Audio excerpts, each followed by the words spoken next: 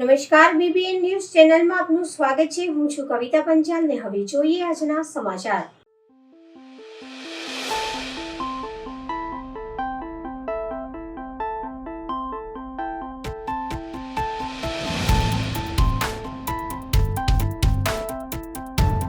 વડોદરા શહેરમાં માથાભારે તત્વો બેફામ બની રહ્યા હોવાની ઘટના સામે આવી છે, જેમાં ભાજપના ધારાસભ્ય શૈલેષ મહેતા સોટ્ટાના પુત્રના ન્યૂ વીઆઈપી રોડ પર આવેલા પેટ્રોલ પંપ પર ગત મોડી રાત્રે 27 જેટલા માથાભારે શખ્સોએ લૂંટ વિથ અટેમ્પ્ટ ટુ મર્ડરની ઘટનાને અંજામ આપ્યો હતો, જેમાં પેટ્રોલ પંપ પર કામ કરતા મેનેજર સહિત અન્ય શખ્સોને માર મારી ₹80,000 થી 90,000 લૂંટ ચલાવી ફરાર થઈ ગયા હતા।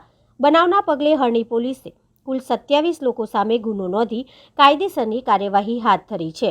વડોદરા શહેરના ન્યૂ વીઆઈપી રોડ પર આવેલા જીઓ પેટ્રોલ પંપ પર કેશ કલેક્શનનું કામ કરતા વિશાલ પરમારે હરણી પોલીસ સ્ટેશન ખાતે નોંધાવેલી ફરિયાદમાં જણાવ્યા મુજબ ગતરોજ તેઓ રાત્રે 9:15 વાગ્યાના અરસામાં પેટ્રોલ પંપ પર કામ કરતા માણસો પાસેથી કેશ કલેક્શન કરી રહ્યો હતો। આ દરમિયાન 2 બાઇક પર 4 શખ્સો આવ્યા હતા।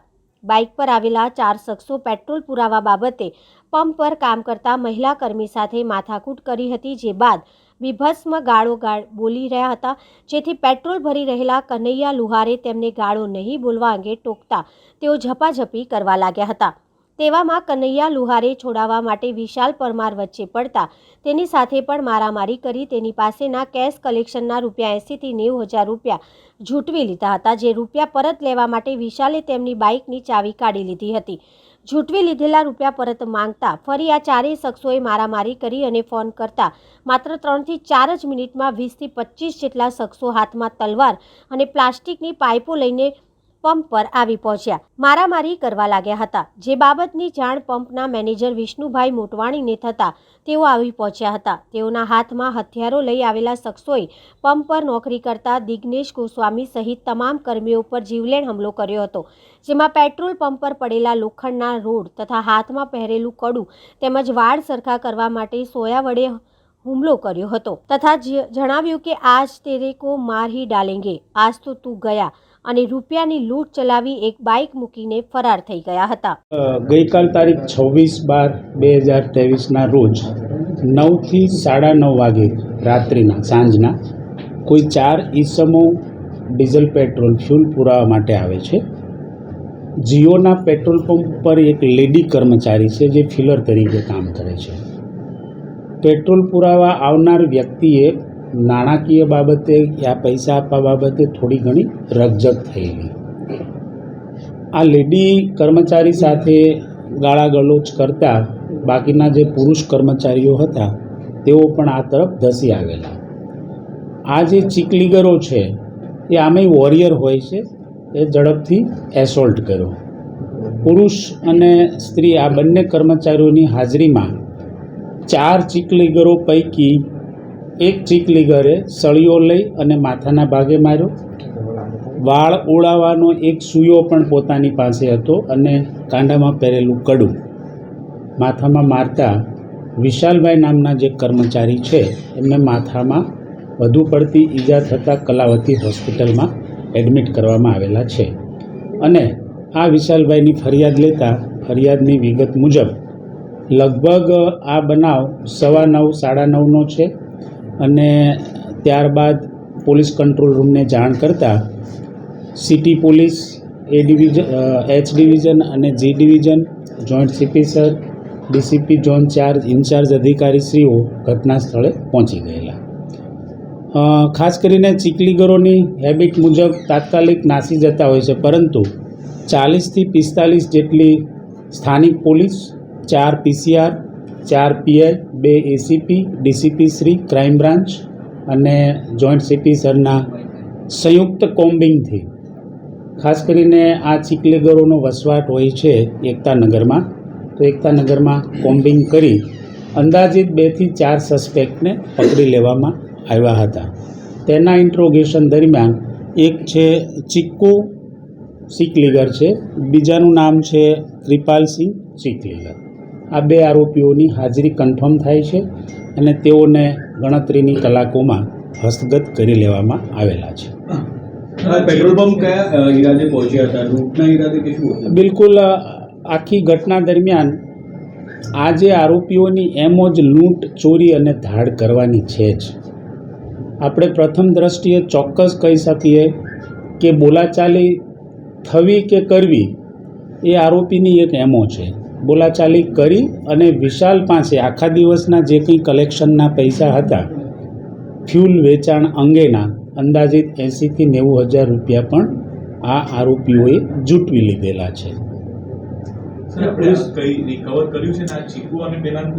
બિલકુલ, હજી અંડર ઇન્ટ્રોગેશન છે, એઓની પૂછપરછ ચાલુ છે. ત્યાર પછી આ ચીકલીગરો પૈકી 4માંથી કોઈ એક ચીકલીગરે ફોન કરી બીજા અન્ય 20 થી 25 માણસોને બોલાવે છે, કારણ કે આ પંપ ઉપર હાજરના બીજા પુરુષ કર્મચારીઓએ પ્રોટેસ્ટ કરતા આ ચીકલીગરને એવું લાગ્યું કે આપણને આપણી સંખ્યા ઓછી પડશે, જેથી કરીને આ લોકોએ વધુ પડતા બીજા માણસો પણ મંગાવી લીધેલા હતા.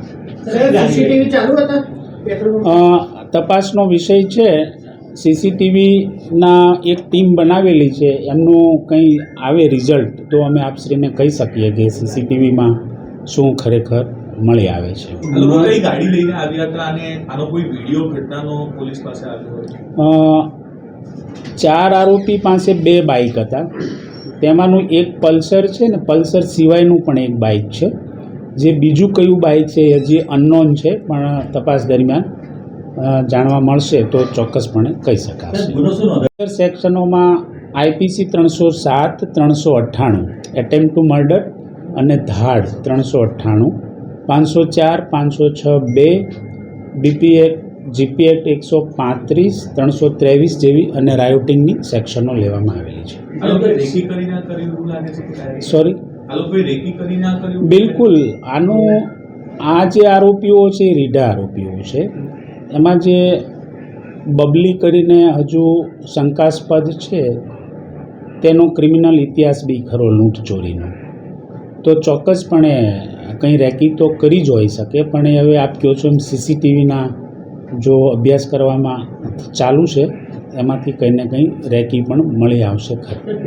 સીસીટીવી તો બંધ હતા એવું બંધ છે કે ચાલુ, હજુ અમારી ટીમ દ્વારા રિપોર્ટિંગ નથી થયું એટલે અમે ચોક્કસ નહીં કહી શકીએ, પણ સાંજ સુધીમાં ખબર પડી જશે કે સીસીટીવી કેટલા ચાલુ કેટલા બંધ છે એ ખ્યાલ આવી જશે. પણ લૂંટ અને એટેમ્પ્ટ ટુ મર્ડર જેવા ગંભીર ગુનાની સિન્સિયરિટી સમજી પોલીસ દ્વારા સારું ઓપરેશન કરી ક્રાઇમ બ્રાન્ચ દ્વારા, સ્થાનિક પોલીસની ક્રાઇમ બ્રાન્ચ દ્વારા, ડીસીબી દ્વારા 2 આરોપીઓને હસ્તગત રાતોરાત કરેલા છે, જે અંડર ઇન્ટ્રોગેશન છે. બાપોદ અને હરણીના સંયુક્ત ઓપરેશનથી પણ એક આરોપી હસ્તગત કરેલ છે. બબલી જે છે હાલ શંકાસ્પદ છે. એમના વિરુદ્ધના અગાઉ ચોરીના 2 ગુના બનેલા છે, જે વારસિયામાં દાખલ થયેલા છે. બાકીના જે 2 ગુનેગાર છે તેમનું રેકોર્ડ મળ્યા પછી ખ્યાલ આવી શકશે. વિસ્તારમાં પેટ્રોલિંગનો બી અભાવ જોવા મળે. પેટ્રોલિંગનો અભાવમાં એવું છે કે ખરેખર જોવા જઈએ તો આપણે જોયો છે જીઓ પેટ્રોલ પંપ ખોડિયારનગર 4 રસ્તાથી અંદાજિત 2-2.5 કિમી પાંજરાપોળ તરફ છે. મેક્ઝિમમ અમારી પીસીઆર અને નાઇટના માણસોથી એરિયા કવર કરીએ છીએ, પણ કોઈ વખત ઓછો સ્ટાફ હોવાના કારણે ન પણ હોય એવું બનવા જોગ છે. શ્રી કાવડી બુવા સમાધિ એકમુખી દત્ત મંદિર ખાતે દત્ત જયંતિ નિમિત્તે મહાપ્રસાદીનું આયોજન કરવામાં આવ્યું. વડોદરા શહેર પ્રતાપનગર રોડ ખાતે આવેલા રણમુક્તેશ્વર પાસે શ્રી કાવડી બુવા સમાધિ એકમુખી દત્ત મંદિર ખાતે દત્ત જયંતિ નિમિત્તે મહાપ્રસાદીનું આયોજન કરવામાં આવ્યું. આ મંદિર 250 વર્ષથી વધુ જૂનું છે. અહીં જયંતિ નિમિત્તે ભગવાનનો જન્મ સાથે ભજન કીર્તન રાખવામાં આવ્યું હતું. દત્ત જયંતિના બીજા દિવસે મહાભંડારાનું આયોજન કરવામાં આવે છે, ત્યારે આજે સત્યનારાયણ ભગવાનની કથા સાથે ભજન કીર્તનનું આયોજન કરવામાં આવ્યું હતું. આ મંદિરે 4000થી વધુ ભક્તો માટે મહાપ્રસાદીનું આયોજન કરવામાં આવે છે. આ મહાપ્રસાદી માટે આજુબાજુના સ્થાનિક લોકો અને ભક્તો મહાપ્રસાદીનો લાભ લે છે. દત્ત જયંતિની ઉજવણી કરવામાં આવી હતી, જેમાં આરતી, પાદુકા પૂજન તેમજ ભજન કીર્તનનું આયોજન પણ કરવામાં આવ્યું હતું. વડોદરા શહેરમાં પ્રતાપનગર વિસ્તારમાં શ્રી રણમુક્તેશ્વર મહાદેવ પાસે શ્રી એકમુખી દત્ત મંદિર આવેલું છે. આ મંદિર 250 થી 300 વર્ષ જૂનું છે. આજે અમે દત્ત મંદિરમાં 48મો દત્ત જયંતિ મહોત્સવ ઉજવી રહ્યા છીએ. ગઈકાલે દત્ત જયંતિ મહોત્સવ હતો. આજે સવારે સત્યદત્તની કથા રાખેલી છે અને બપોરે 12 થી 3 ભંડારાનું આયોજન કરેલું છે. તો વડોદરા શહેરના દરેક ભક્ત પ્રેમીઓ અમારા મંદિરમાં દર્શન કરી અને પ્રસાદનો લાભ લેવા હાર્દિક આમંત્રણ છે. કૃષ્ણકાંત નાગર બંધારા, મંદિરના ટ્રસ્ટી.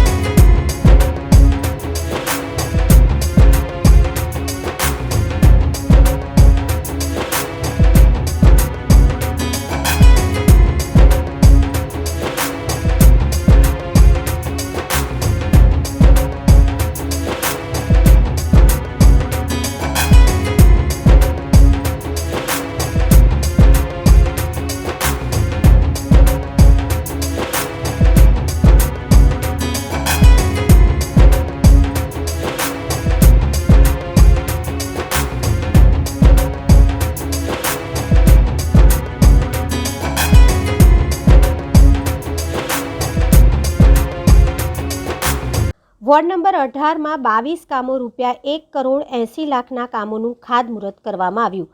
આજરોજ વોર્ડ નંબર 18માં આવેલ વિસ્તારના કાચા પાકા રસ્તાના કામ અને પાણી ગટરના કામો અને રસ્તાના પેચવર્કના કામોનું ખાતમુહૂર્ત આજરોજ માંજલપુર વિધાનસભાના ધારાસભ્ય યોગેશ પટેલના હસ્તે કરવામાં આવ્યું હતું. વિસ્તારના કુલ 22 કામોનું ખાતમુહૂર્ત કરવામાં આવ્યું હતું. આ ખાતમુહૂર્તના કામો આશરે 1,80,00,000ના કામોનું ખાતમુહૂર્ત આજ રોજ કરવામાં આવ્યું હતું.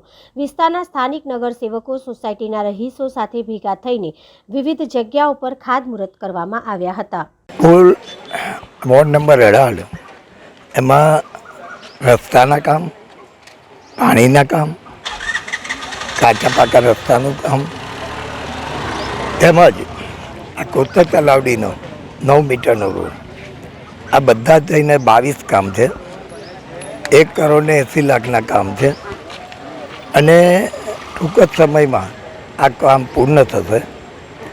એટલે આ કોતર તલાવડીમાં આટલી બધી વસ્તીમાં રોડ બહુ જ નાનો હતો. છેલ્લા 1.5 વર્ષથી દબાણો તોડવામાં આવે છે. હવે આગળ સ્વૈચ્છિક લોકો દબાણ તોડે છે. 9 મીટરનો રોડ મળશે એટલે આવવા જવાની સુવિધા મળશે અને જે ટ્રાફિક અહીં જામ થતો હતો એ ખુલ્લો થશે. કેટલા કરોડના કામો કઈ સોસાયટીઓને આમ લાભ? ટોટલ 22 જગ્યાએ કામ છે, એમાં 1,80,00,000ના કામ. કાકા વિસ્તારના લોકોએ રોડ માટે રજૂઆત કરી, નવું ખાલી કાર્પેટિંગ નથી કરવું, અમારે નવો રોડ કરવો છે. ના, નવો જ રોડ થવાનો છે. એમાં પાણીનો જે પહેલી સોસાયટીમાં જે વરસાદી પાણી છે એટલે વરસાદી ગટર નખાશે, પછી તઈ રોડનું કામ થશે.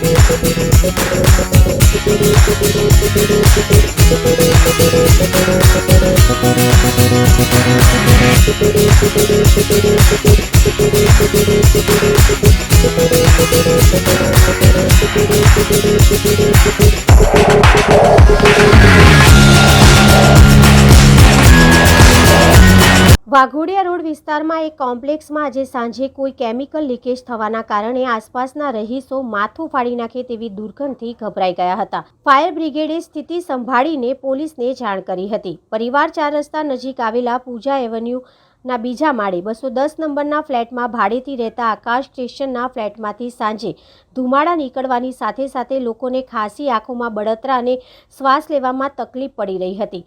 બનાવની જાણ ફાયર બ્રિગેડને કરાતા તેમને દરવાજો તોડ્યો હતો. આ વખતે ધુમાડાના કારણે ફાયરના જવાનોને પણ ખાંસી થવા માંડી.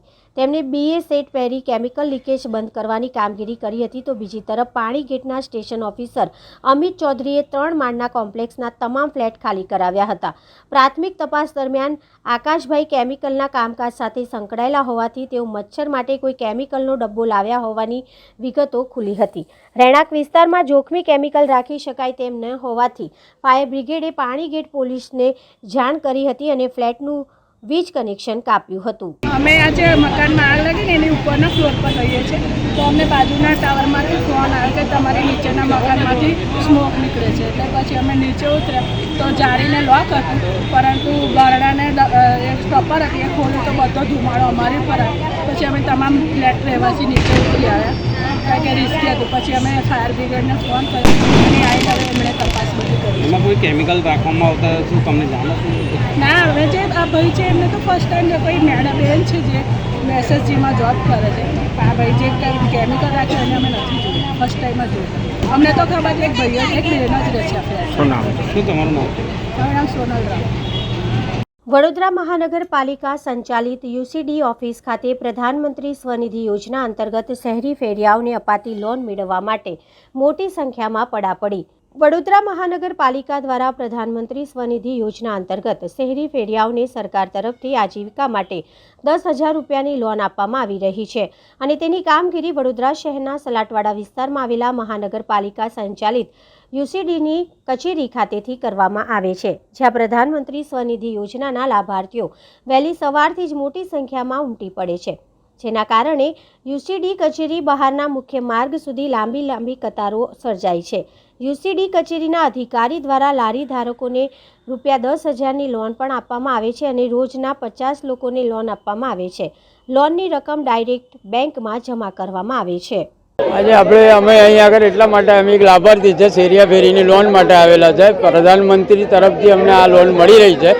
હવે આ જે લોન મળી રહી છે એનું એક મૂળ ધ્યેય એ છે કે જે લોકડાઉન પછી જે ફેરિયાઓ હતા એને બહુ તકલીફ ઊભી થઈ હતી અને એને પૈસાના માટે પણ બહુ તકલીફ હતી અને કેમ કે ફ્રૂટનો કે શાકભાજીનો જે પણ જે ભાવ એ વધી રહેલા હવે એનામાં અમને પૈસાની થોડી તકલીફ પડી રહેલી.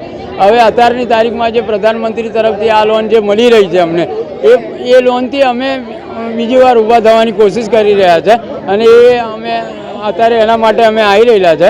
અહીં આગળ 5:30 વાગે આવ્યા હતા અને ટોકન સિસ્ટમ ચાલુ છે. ટોકન લઈ અને બધા ઉપર જાય છે અને ઉપરના અધિકારીઓ જે છે એ અમને સારી રીતે જે પ્રોસિજર છે એનો પૂરો કરી અને બેંકમાં મોકલે છે. હા, હાલમાં શરૂઆતમાં 10,000ની મળી રહી છે અને એ 10,000ની લોન પૂરી થયા પછી કયા પ્રકારની લોન છે? હા, એ પ્રકારની લોન છે એક મારા જાણવામાં આવ્યું છે કે એ સબસિડી ટાઈપ લોન છે. તેમાં કંઈક આપણને સબસિડી મળે છે અને એના બેંક થ્રુ હપ્તા કપાશે. અને મારું નામ ઇબ્રાહિમ રાઠોડ છે. તમે જોઈ શકો છો હમણાં પરમ દિવસે જ માનનીય મુખ્યમંત્રી ભૂપેન્દ્રભાઈ પટેલ સાહેબ બી આવેલા હતા અને PM સ્વનિધિના લાભાર્થીઓ જે હતા એ લાભાર્થીઓ જોડે જ એમને ડિનર બી કર્યું અને એમના હાથે બી ચેક આપ્યા.